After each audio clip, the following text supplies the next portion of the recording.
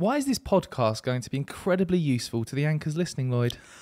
Well, hopefully, because they can basically just nick stuff that we've already done and had success with, rather than work it out themselves. That's, to be honest, that is the honest thing. Isn't that why people listen to podcasts to learn stuff and things like that? Yeah. Yeah. Basically, things we've tried, they worked. Yeah. Now we can say, it works. You do it, rather than doing the hard work to work it out. Good answer. Yeah. It's still hard work to do, but yeah. So I think firstly we need to, because this episode is all about sharing our 5 most effective marketing strategies we've used ever. I just want to clarify, what do we mean by most effective? Because this could be change. Yeah. Well, I suppose we need some KPIs, Dan. Stop just saying random collections business of acronyms. Right, we need some CMOs on the POPs. I don't know what that would mean. KPIs. I think we genuinely do. I think we do. So I would say, looking at our notes and what we're going to talk about, probably business income. You know, we're talking about marketing strategies. Yeah. What actually brought the most value, actual money into our business. So customers saying, here's some money to do this stuff. I suppose profit? Yeah. I mean, you don't need to go into too much detail. I'm just thinking of it as... Oh, you weren't actually asking me for me to give an answer. It was just part of this, the kind of preamble conversation. No, I am. But like the marketing strategies that have brought the most reveue in. Like, that's how I judge it. That's how you wanted me to answer it. Okay. Got ya. What I think, Dan, I think we should judge it by the most revenue that these strategies have brought in. I met my friends at the weekend, and some of them listened to the podcast, and they said one of them was talking about how whenever I ask you a question and then I think of a funny story and I get so excited to tell this story, and you're trying to be serious and provide value to the listeners, and I'm like, and I just wanted to say some stupid story. I've noticed that as well. You kind of and you do make those noises into the mic when you're gonna go. No, but it's because I get so excited to share these weird stories. I know, but there's 2 people in this conversation. I know, I really tried to hold myself when you back. ask me questions, sometimes you have to actually let me answer it. Sorry, Lloyd. But yeah, what I wanted to say is we should judge it by revenue. Okay. Yeah, that's really what I think.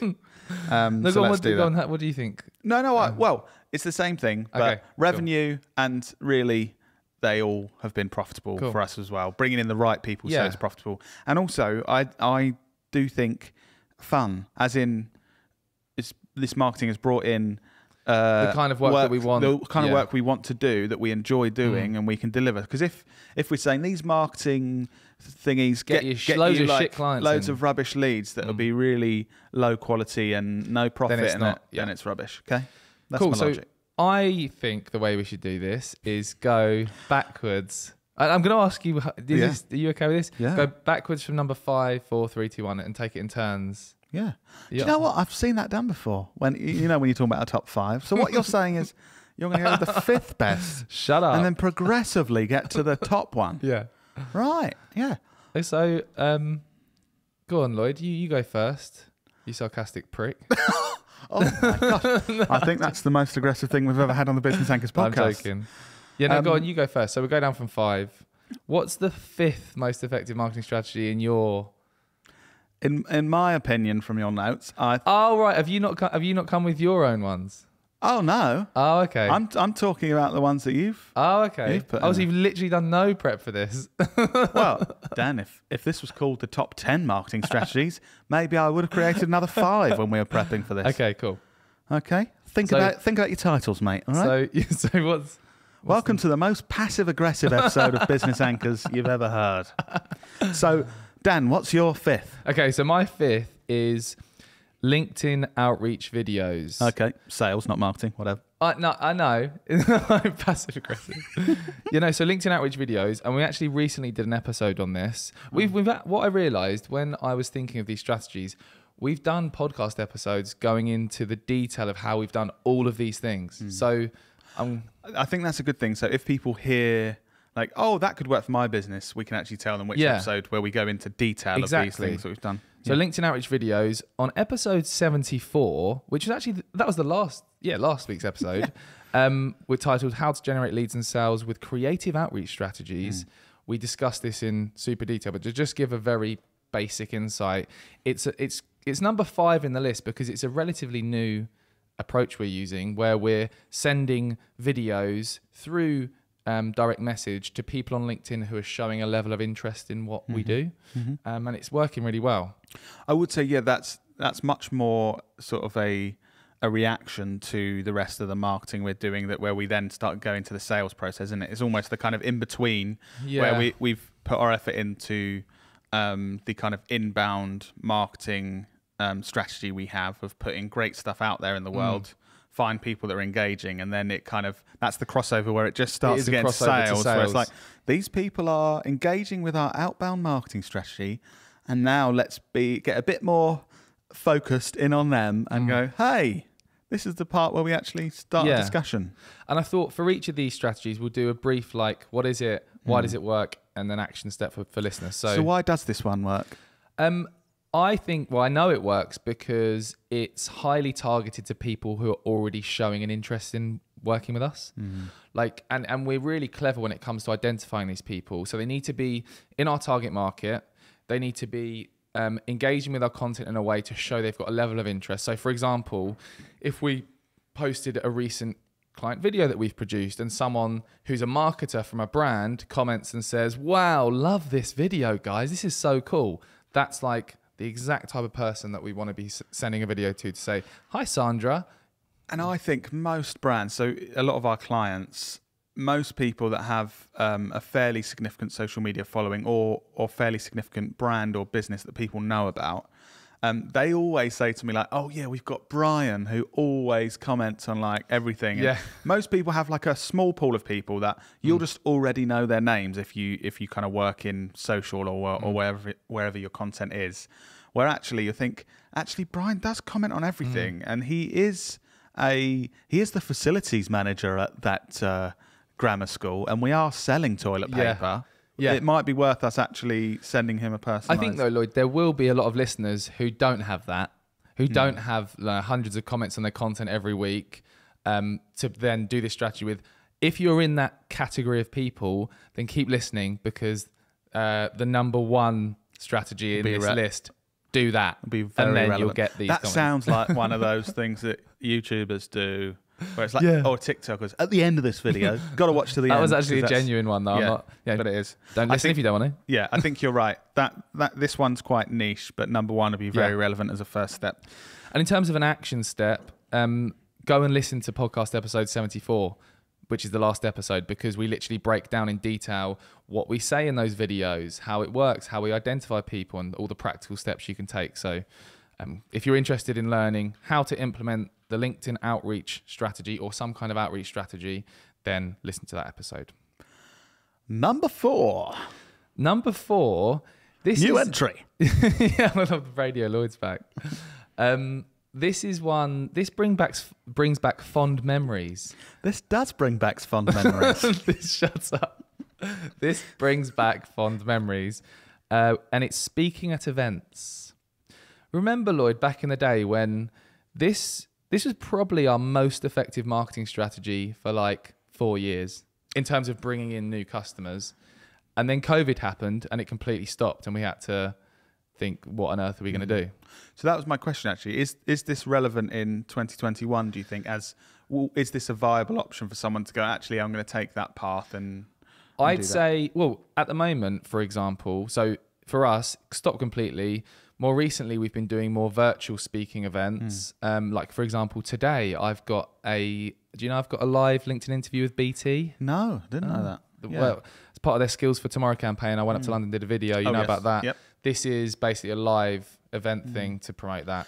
And I suppose, with none of us know what is going to happen in the future of the pandemic. It could go either way. We could be worrying about this for the next decade, or in a couple of weeks, it could be like, Omicron's eaten all the other variants and it's all fine. That's how science works.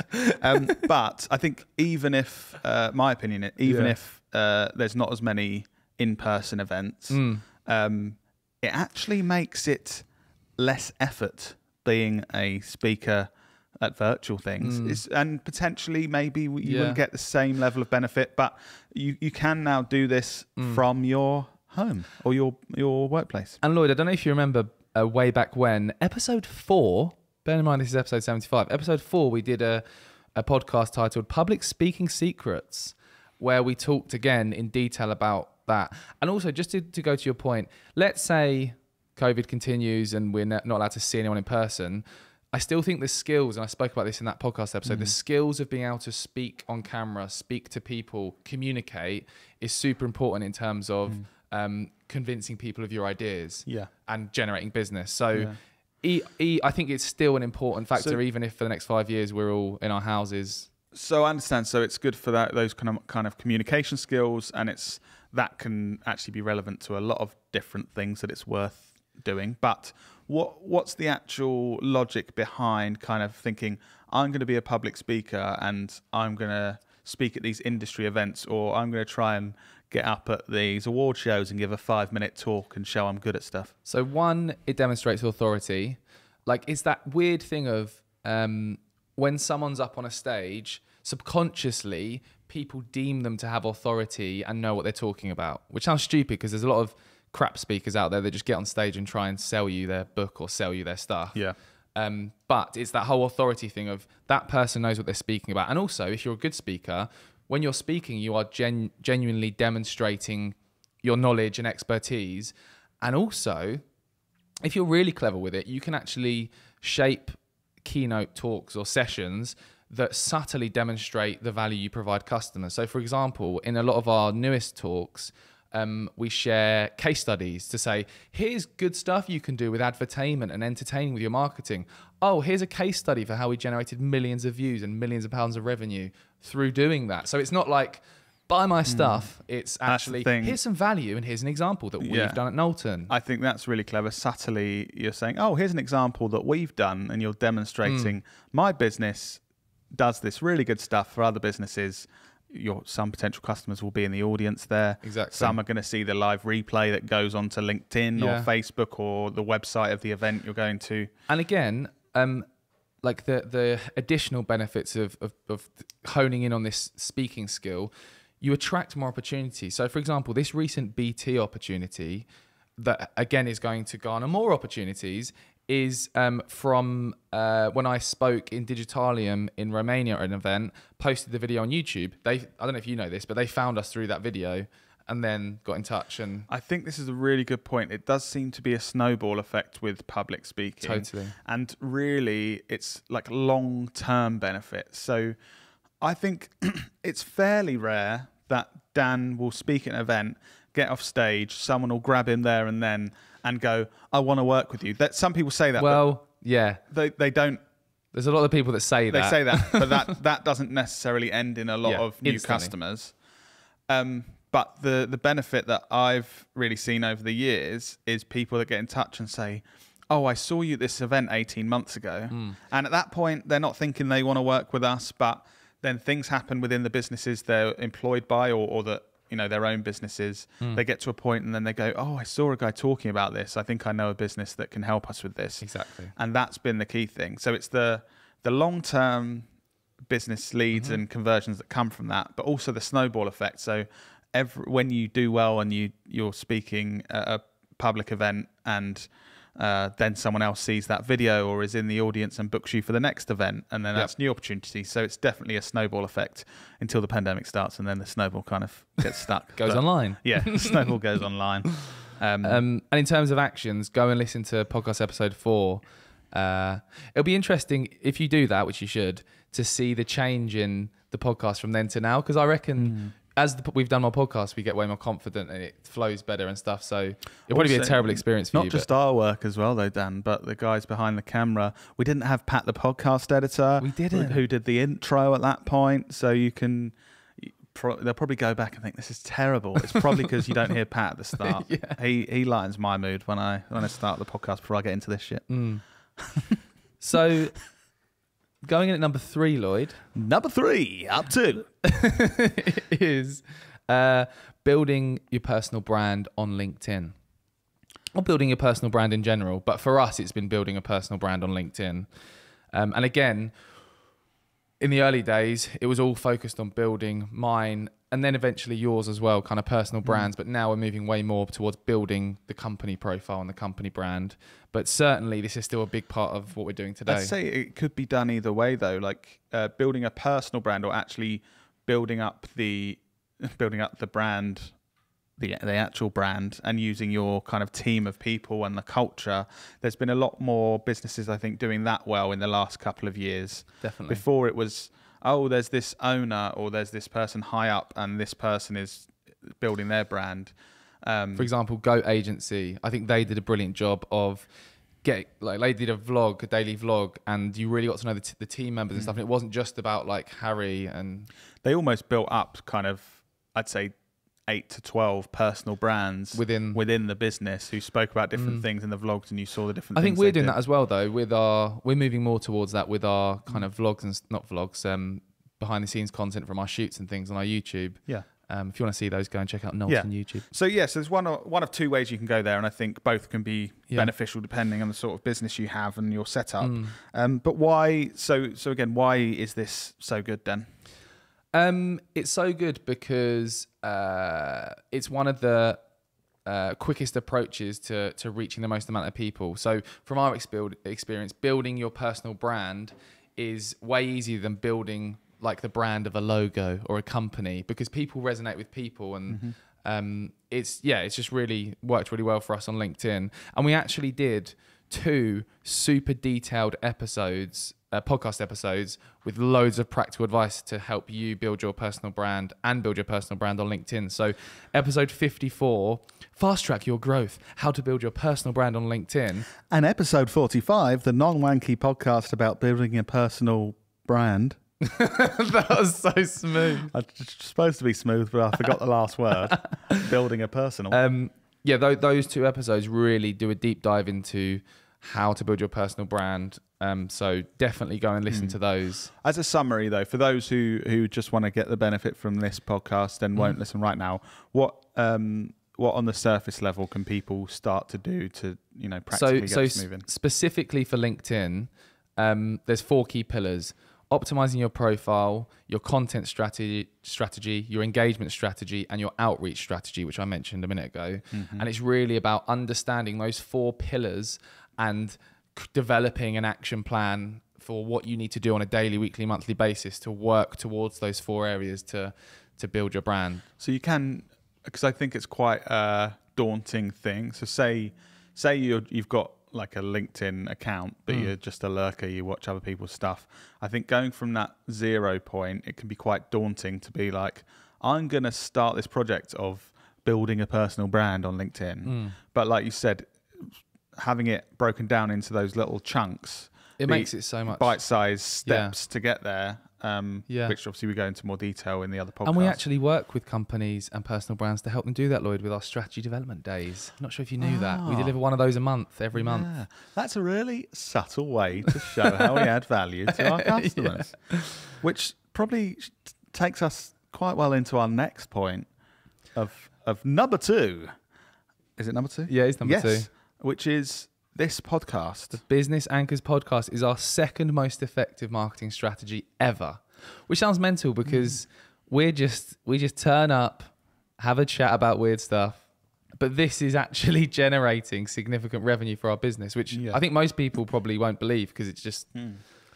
I think from my side, I think what's really good about it is because say you put out TikToks or short videos or how-tos, or you write blogs, that most of them are this kind of surface level detail of who you are and what you do, whereas with longer form content like a podcast, people I think kind of get a deeper connection with us and our business and what we do before speaking to us. Yep, I was going to say that's the number 1 benefit of this podcast. So it's very strategically prepared, and the things we talk about are very strategic with a kind of fun sort of vibe, But We're having such a laugh, aren't we then?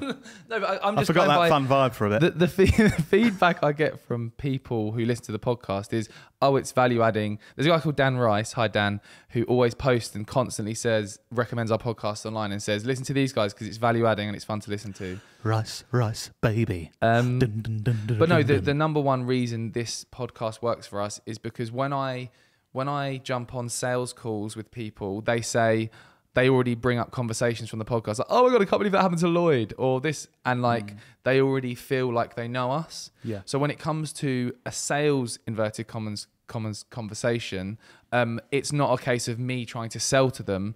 It's they already know us, they trust us, and they hopefully like us. Yeah. It's more a case of how's this going to work between us in terms of... I think what's really key with all of this stuff, like all of this, you have to be thinking long term, because for the first 6 months we got nothing from this, did we? No. Well, when it comes to our KPIs of business revenue, all that stuff.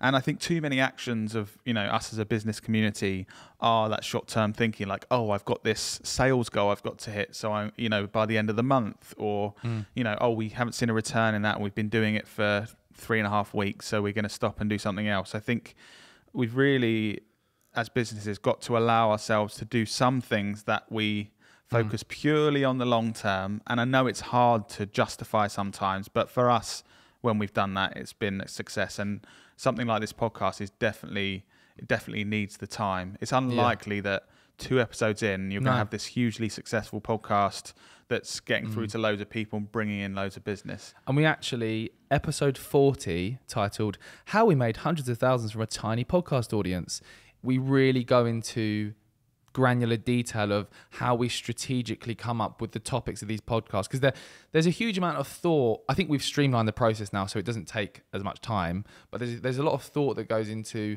the topics we talk about and how this is all going to ultimately help our overall objectives.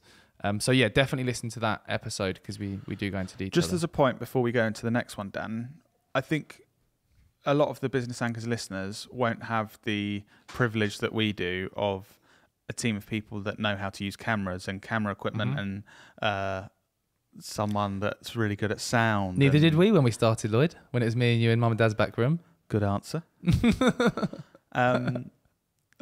Okay. No. Sorry, Lloyd. No, but I totally get your point. And I think, let's say, Lloyd, we started from zero again and we didn't have any of our experience that we have, no team here. I think I would probably start a podcast on Anchor where we have a phone. And if we'd say we didn't have any money to get any microphones or anything, we'd have a phone, I'd put it in between us and we'd have a conversation, and that's how I'd make the podcast. Yeah. And I'd do a volume game. I would do a podcast every single day where each day's a topic.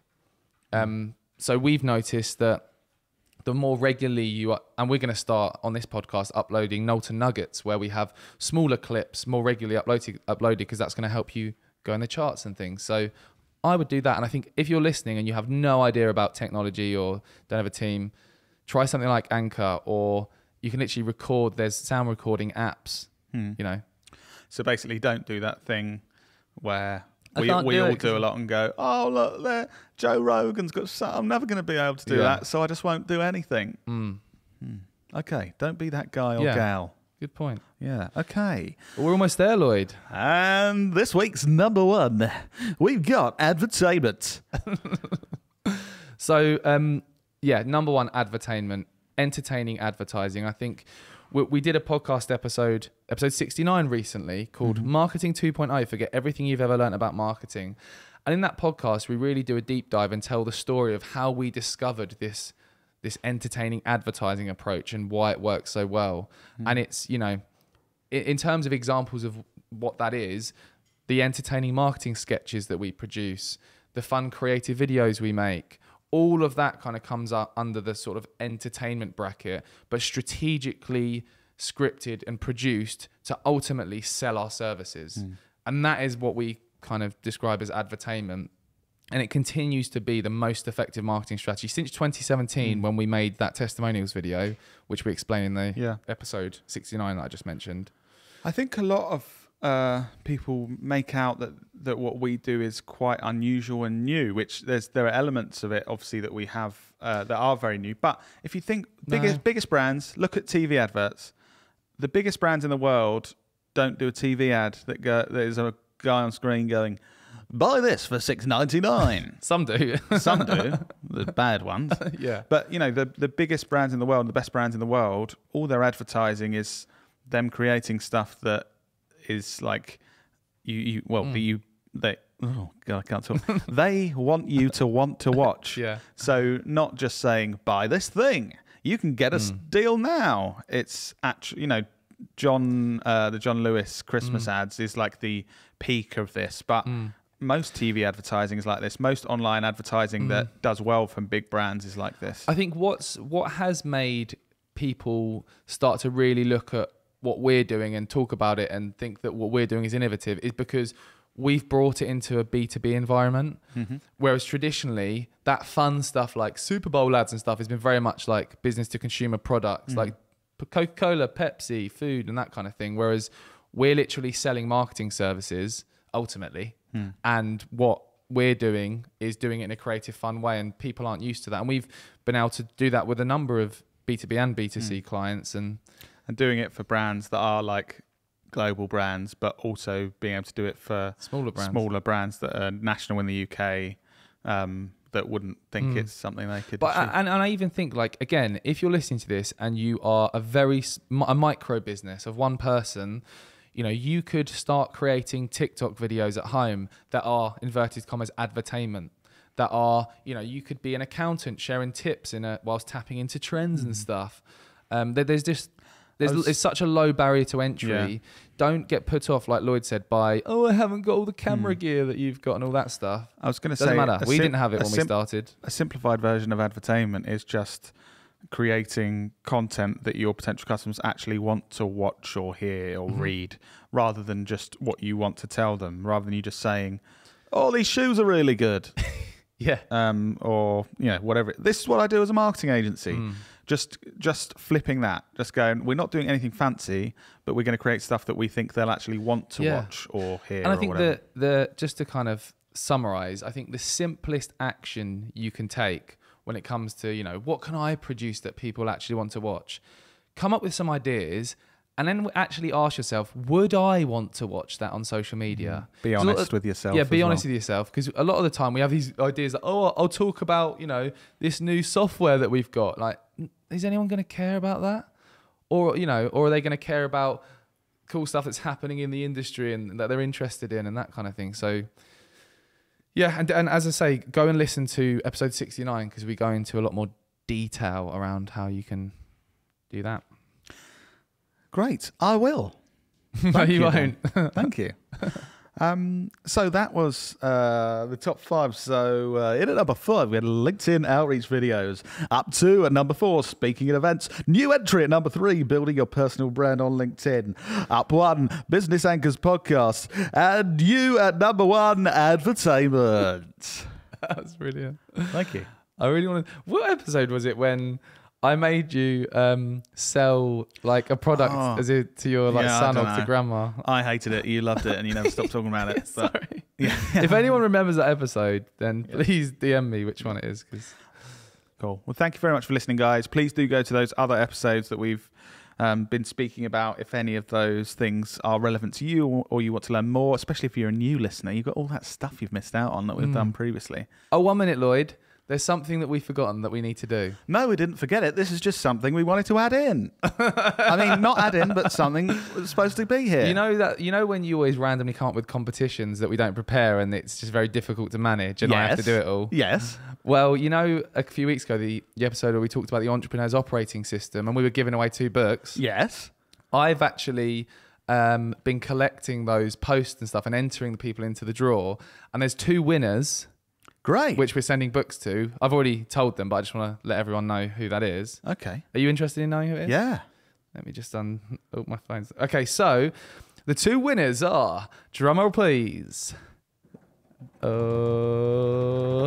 Chris Pipe and Joe Bennett. Congratulations, both of you. Enjoy the books. Lloyd's going to personally deliver you both books. Deliver. No, that wasn't the agreement. But very happy for you guys. Thanks for entering. I've really enjoyed this chat, Dan. I've enjoyed it Hope as well. you have business anchors, and we will see you next week for episode 76 of the Business Anchors podcast. See you then.